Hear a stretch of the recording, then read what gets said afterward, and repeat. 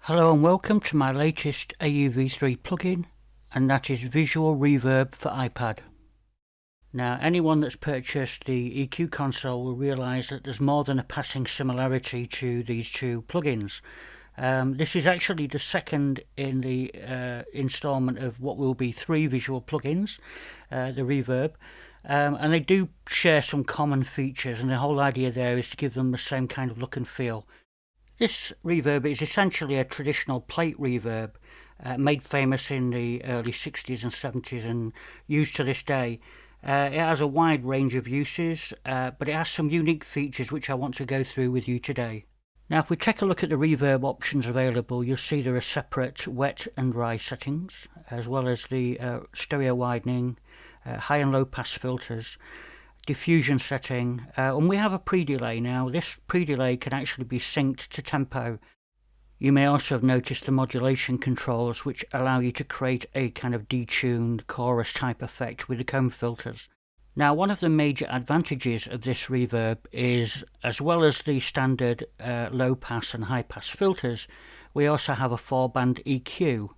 Now, this EQ can be applied post-reverb or just affect the actual wet reverb trail. Again, we have a built-in compressor, but this time it has an added option which allows us to actually take the source of the compression from the input rather than the output of the reverb, which allows us to create some fantastic swells, which works amazingly well on vocals. Another great tool at our disposal are the ducking options, which are great for things like lead vocals. This enables us to suppress the reverb trail when a vocal is present, just to stop it getting all muddied up and retain some clarity. Now, we do provide a fair number of presets to get you started, but inevitably you'll want to tweak these for your individual needs, because I think every single job is different. You also have the ability to load and save custom presets, as well as copy and paste between different instances running within the same DAW. And as you can see, we also have some default presets for the EQ.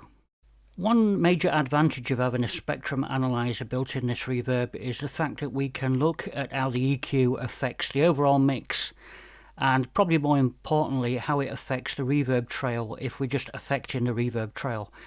As you can see here, we're looking at the overall mix and we're applying EQ to the overall mix, and we're seeing that reflected in the spectrum.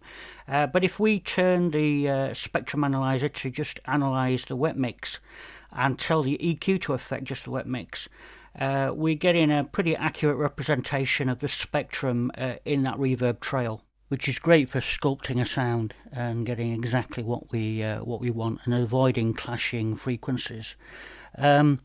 Now, although we've got a 4-band EQ, we don't have to use all 4 bands, and turning the unused ones off will reduce CPU load, so always good practice.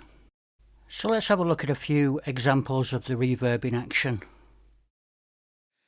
Honey, it's been a long time coming, and I can't stop now. Such a long time running, and I can't stop now. Do you hear my heart beating? Can you hear that sound? 'Cause I can't help thinking, and I won't look down.